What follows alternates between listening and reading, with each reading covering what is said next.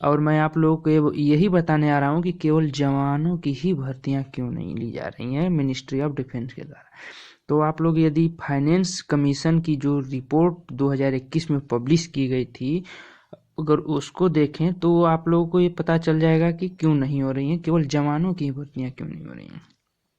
तो finance commission की जो रिपोर्ट है वो करीब 1400 पेज की है। तो उसमें आप लोग चैप्टर नंबर 11 के पॉइंट नंबर 11.66 को पढ़िए।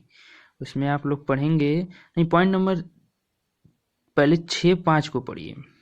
उसमें लिखा है, due to overall fiscal constraint the ministry of defence should also take immediate measure to innovative bring down the salary and pension liabilities.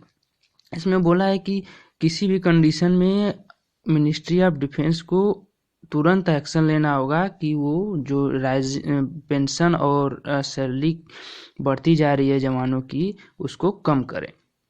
और पॉइंट नंबर जो 6 में है, उसमें ये बताया गया है कि फाइनेंस मिनिस्ट्री ऑफ डिफेंस को सुझाव दिए कि वो क्या क्या एक्शन ले सकती है। इसमें ये बोला गया है, the MoD has been examined various possibility to perform the defense pension as liabilities by relevant preliminary committee. These are, इसमें पहला क्या है, bringing service personnel currently under the old pension scheme into the new pension scheme और separate NPS for the armed forces। इसमें बोला गया है कि जो पहले केवल डिफेंस में ही जो है पुरानी पेंशन स्कीम चल रही है और सब जगह और सब विभाग में तो न्यू पेंशन स्कीम चल रही है। तो वो बोल रहा है कि जो पुरानी पेंशन स्कीम है उसको हटाकर नई पेंशन स्कीम में डिफेंस को भी लाए। जब और इसमें स्पेशली जवानों के लिए बोला गया है, लिखा गया है इमीडिएट एक्शन जो है। इसमें पॉइंट नंबर 2 को आप लोग पढ़ेंगे तो इसमें बोला गया है specially for jawan, increasing the retirement age a personnel below officer rank to a reasonable level. या और इसमें जवानों के लिए बोला है कि जो जवान है जो ऑफिसर ग्रेड पे नहीं है उनको रीजनेबल लेवल पर ले जाकर रिटायर किया जाए, जिससे उनकी एज बढ़ा दी जाए। जो 18 साल या जो 15 साल और 18 साल में रिटायरमेंट ले लेते हैं उसको बढ़ाकर 25 से 30 साल की जाए। और तीसरे पॉइंट में लिखा गया है, transfer of retire personnel to other service like paramilitary forces after active service of a certain duration.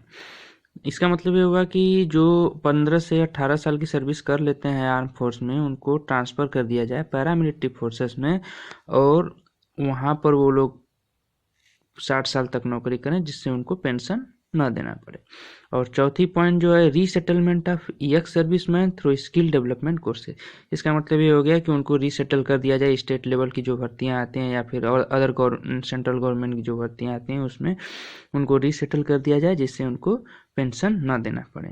केवल आर्म फोर्सेस में ही पेंशन स्कीम चल रही है और सब गवर्नमेंट जॉब में लोग घर से नौकरी करते हैं, उसके साथ साथ कोई और जॉब भी कर लेते हैं या फिर पार्ट टाइम जॉब कर लेते हैं कोई। लेकिन डिफेंस की जॉब करने के बाद कोई पार्ट टाइम जॉब कर नहीं सकता है।